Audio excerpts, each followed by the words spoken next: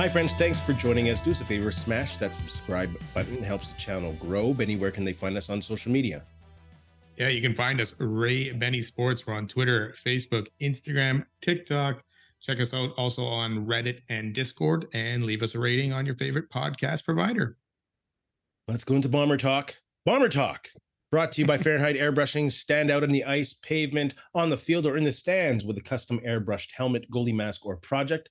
A local Manitoba business with affordable solutions for any project. Check out Fahrenheit Airbrushing on Facebook or call them at 204-891-7431. And don't forget to tell them that Ray and Benny sent you. Okay, so they're 2-5 right now. They lost against Saskatchewan, who had a backup quarterback in there. They only scored 9 points, couldn't score a touchdown. Ooh. What's one word you'd use to describe the Bomber loss to the Roughriders? For me, I'm going to have to go with ugly. Ugly. I sat there watching this game, and you're like, it's this nice summer night out, and you're like, I could be outside doing some stuff, and you're sitting there watching this game, and it never got good for the Bombers. And when it seemed to go good, they just ended up making mistakes, interceptions, fumbles that ended up costing them the game. Yeah, well, it was ugly. That was one of the ugliest games I've seen in a long time, especially when you're expecting them almost to win that game. With the position they're in, rolling in 2 games in a row, Saskatchewan having lost Hardrick, having in a backup quarterback. But they can pull it off. They couldn't get a touchdown. The one word I used, well, I guess it's a combination of 2 words, is reality check. There are far too many holes in this team to believe that they can make any kind of noise late in the season.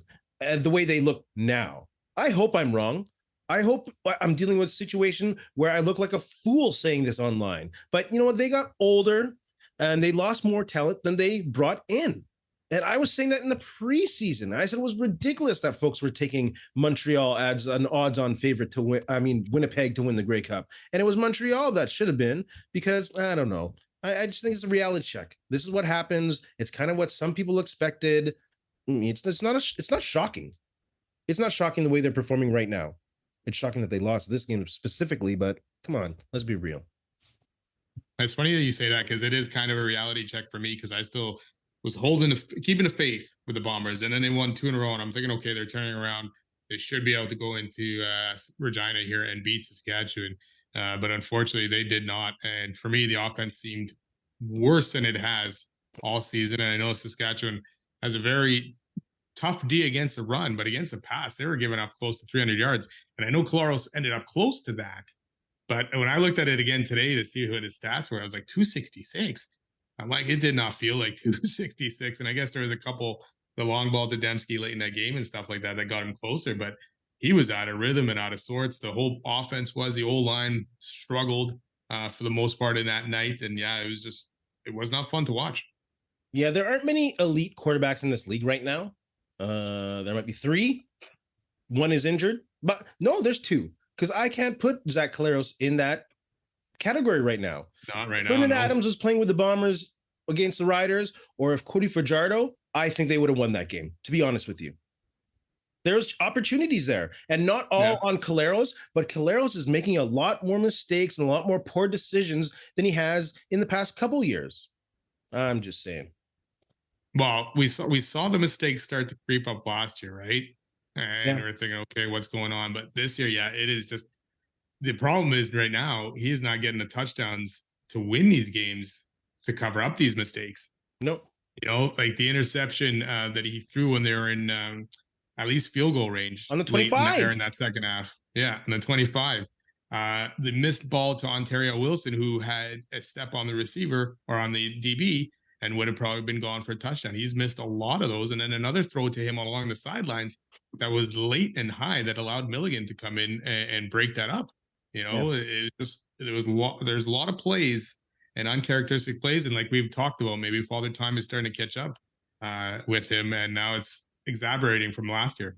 The interception on the 25-yard line, when they had the ball on the 25-yard line, I think was like the symbol of what's going on with the Bombers right now. He had Ontario Wilson open in the flats. He had Drew Wolotarski open on the 10-yard line. But what does he do? He runs out of the pocket, throws across his body to Dembski, who's in double coverage. It's mind-boggling to me, and that's not Buck Pierce's fault. And I got a few things to say about Buck Pierce, but it's plays like that make you wonder where he is in his career right now. Well, yeah, and there was many times, and I don't know if he's second guessing himself, but there were many times that night that he was hanging on to the ball way longer than he should have, and he had guys open, even right in front of him, right in the flats, right kind of thing, and he still was not comfortable enough throwing those balls that he hung on to it longer, which either led to a bad play, interception, or ended up him getting sacked or just having to throw the ball away. Zach Collaros, definitely not the MOP form quarterback that we saw in 2019 and 2021. No, and that O-line, yeah, the O-line was something too in that game. After a few good games, and we're thinking they're turning around, the O-line, shit the bed. And I'm not even going to put it on the personnel that we have in the O-line. The personnel is what it is.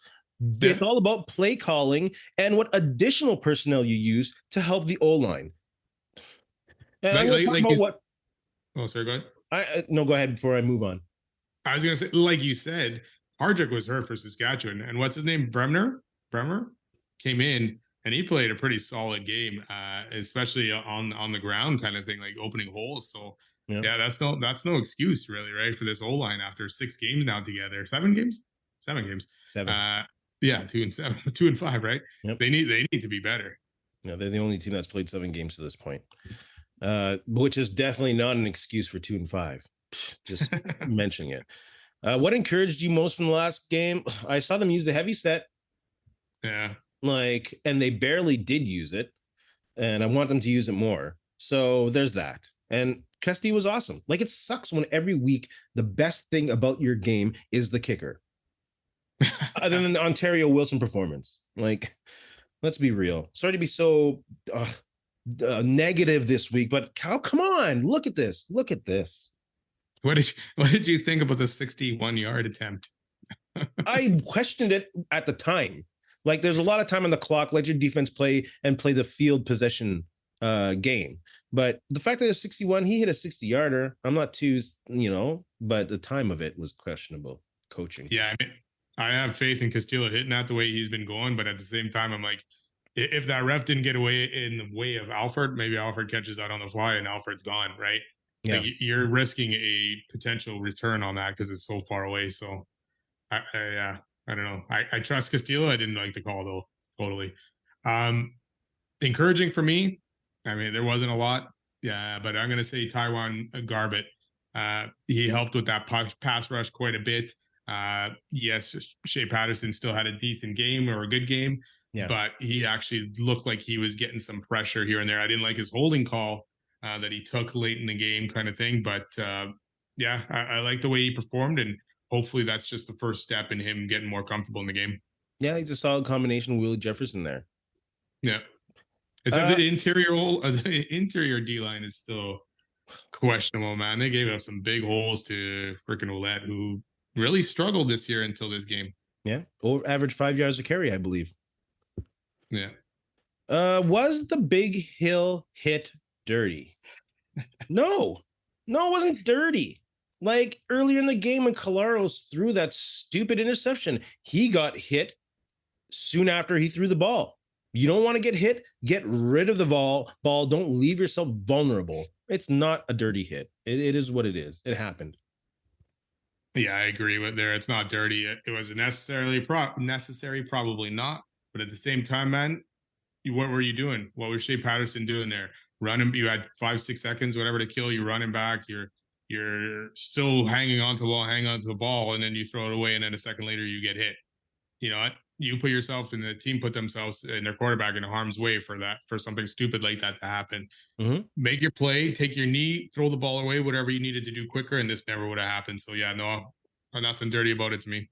Put the short yardage quarterback in if you want. That too, right? I mean, or just freaking punt it away, whatever. You know, if you don't want your quarterback to take an unnecessary hit, or teach the guy, hey, freaking throw it away when you're supposed to, not hang on to it longer. Absolutely. Like, whether they punt it, what's going to happen? You punt it out of bounds. If you punt it to the guy, you can't get a 10-point play. No, exactly. Even if he took that back, it's still game over. Stupid. Stupid. And of course, I get the Roughriders being up in arms. I was up in arms last year when Collaros got smoked late after and at that Edmonton game where Dru Brown went off. But so I get their position too. I get it. It's no hate on the Roughriders. So we're over a third of the way through the season. What's the main concern with the Blue Bombers? I'm going to say play calling and use of personnel on the offense. Buck Pierce isn't using formations to benefit his offensive line.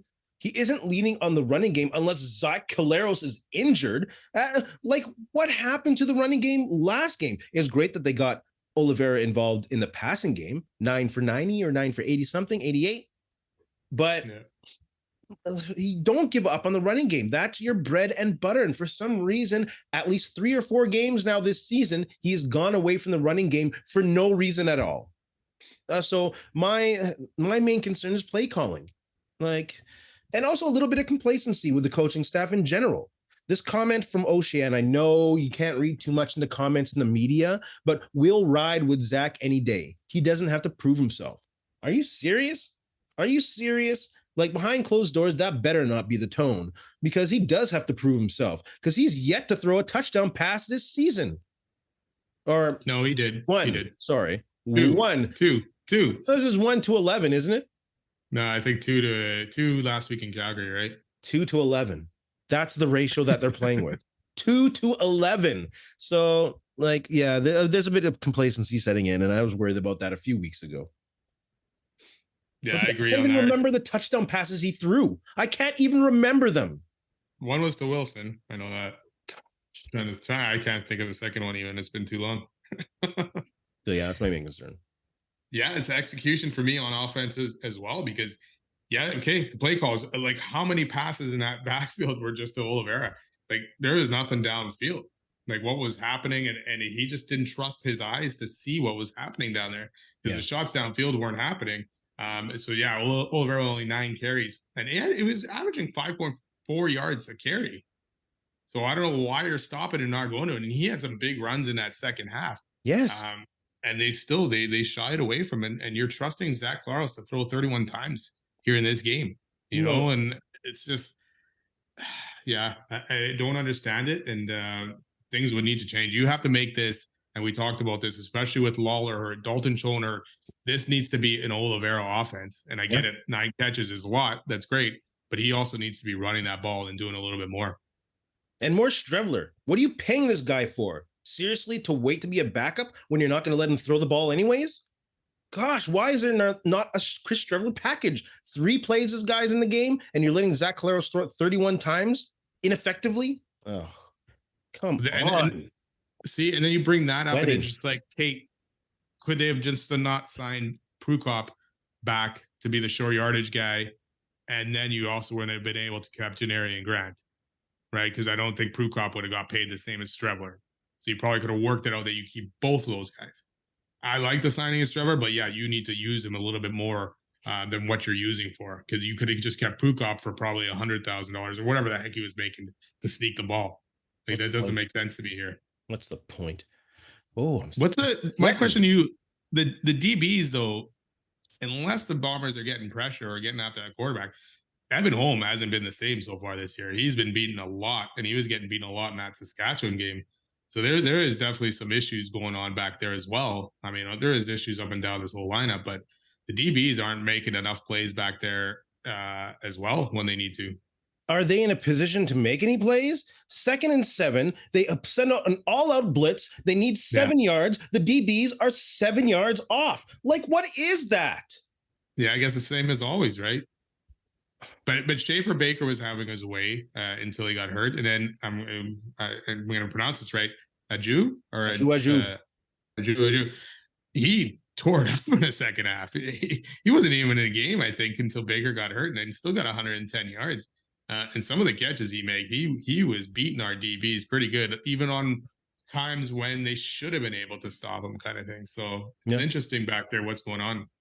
Shea Patterson threw way better on the run than Zach Collaros. Zach Collaros has not been throwing on the run well at all for maybe even the past couple seasons.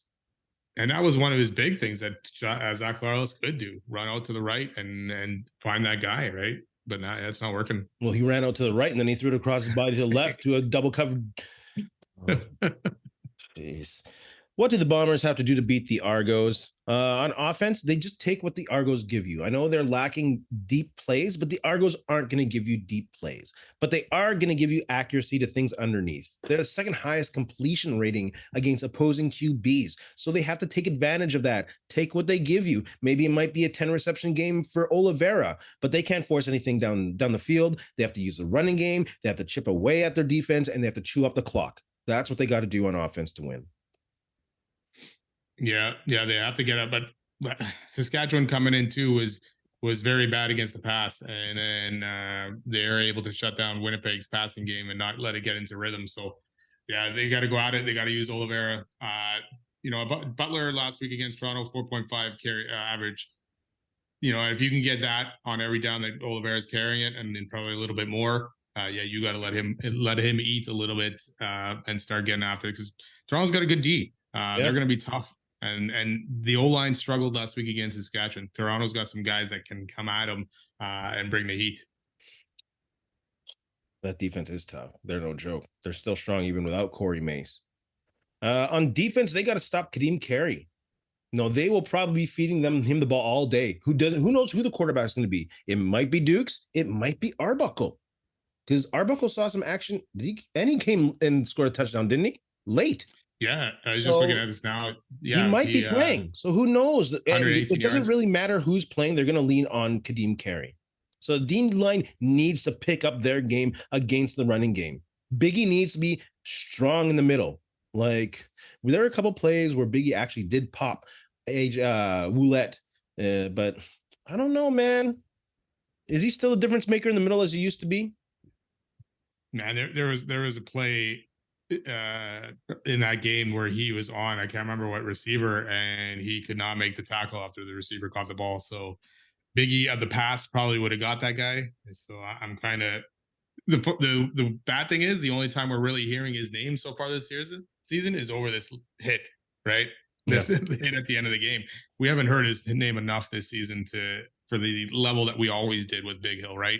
So yeah, he's losing that step as well. So far, what it looks like. And you talk about the secondary, man. That touchdown pass that Patterson got to the fullback. They use a heavy set, and nobody watched that fullback come out in the tight end position. Both Deatrick Nils and Bonds took the flats. And that's not I don't think that's a play call breakdown. I think that's a player making a goof there. It might have been Deatrick Nichols not backing off and seeing that tight end go by him. But man. Well, that's the thing, right? And there's been they give up some big plays all the time. They could be playing some solid D, and then all of a sudden something breaks down and they're giving up a 40-50 yard play. And it was happening again with Shea Patterson. He had a run one time, right? Yeah. Where he went for a lot, or a broken down play where he took off. And even on broken down plays where he ends up finding an open receiver and stuff. So there's a lot of breakdowns, and they only give up 16 points. So the team should be able to score enough to win this game, like on offense, right? But again, you gave up some big plays that kind of hindered things, and then late in the game, they couldn't make a stop on those last few drives to give Winnipeg another chance. You already mentioned what they got to do on defense? I didn't, but you're going to, it depends on quarterback, right? Dukes was a little bit more agile, right? Last year when they played, he was giving the Bomber defense some fits, but he seems to be struggling right now. But yeah, Kadeem Carey, that guy has always played well against Bombers and played hard. Slow him down. And DeMonte Coxey is coming into form. So someone who I'm talking about DBs, they better be on that guy and be able to watch him. Oh my goodness. Especially and then, return of Rasheed Bailey too, right? Yeah, that'll be fun. That'll be interesting. But this is in Toronto, right? we're engineering Grant. Oh my God, this. I'm speaking of special teams, like they got to stop this dude. Like it sucks watching him thrive now 3 weeks in a row. Yeah. Oh, he's gonna do another. He's gonna get another one, isn't he? Why not? Yeah, he is totally gonna. Yeah, stop denying Grant. I mean, the Bombers again. Return game, yes, got more yards than normal, but still wasn't very exciting or anything. Cody Case did a little bit better, but never was I sitting on the edge of my seat going, he's going to break this. So Argos give up the longest kick return average against, and they've also given up the second most big play returns in the CFL. Okay, so we'll see. You like our chances here? to return something. Why not? Why not? Let's go into quick shots. If you can pick any defensive player to start a CFL team with, who are you taking? I'll go with Adarius Pickett. I really like that dude.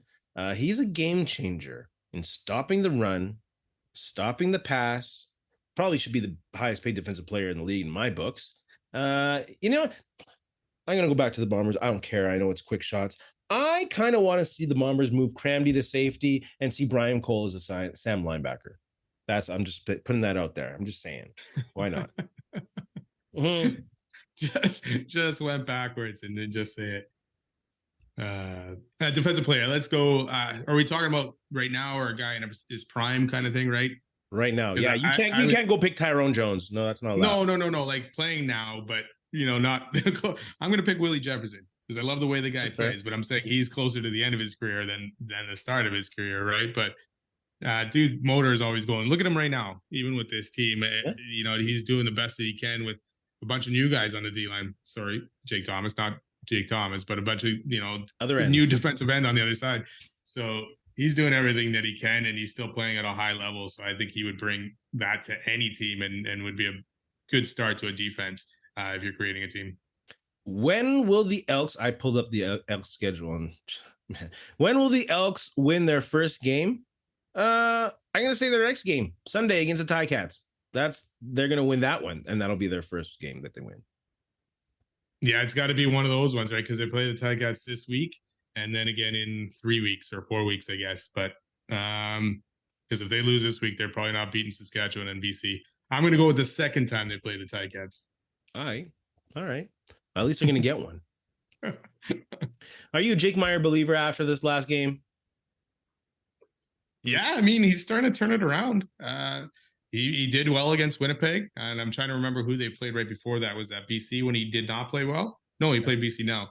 There was that one game, maybe Saskatchewan. I can't remember who they played, but yeah, he's starting to turn around, and you're playing a very not a tough defense in BC, but a good defense in BC that has been playing well lately, and he did a good job. I'm not quite convinced yet. I've been fooled too many times. Dave Dickinson's been fooled too many times. If he can play like this the rest of the way and win a home playoff game, then I'm buying in long-term to this guy. But anything less, I'm still not a believer yet. Wally Buono commissioned for the day. He might consider bringing back American expansion. Would you? No, I would like to try finding the first, if you can do number 10 here in Canada, and go from there and see how that is going first before you look at any U.S. expansion. But right now, no. I'll go yes. And go with what you learned from the first time in CFL expansion. If they imagine the CFL just expanded to Baltimore and had all their efforts into Baltimore and that market, and that would have been it. So if they need one team and focus on, I don't know, Portland, find that sports market, get your place in there, grow a following, I think they should really reconsider it, because the markets in Canada, they're not ready. They're not ready. Does the CFL have an officiating problem? Yes. And it wasn't just against Bombers. Yes, there was the pass interference in that game. I think there was 2 against the Bombers, at least, and 1 against Saskatchewan were mind-boggling. And because O'Shea wasted a challenge, he couldn't go back and review it. The league should be calling down from the top on these ones and saying something, because some of these plays, nothing happened. The guys barely touched each other, and you're calling it, and they're big plays and big swings in these games. Yeah. They do have an officiating problem, but I don't know if they have the money to fix it.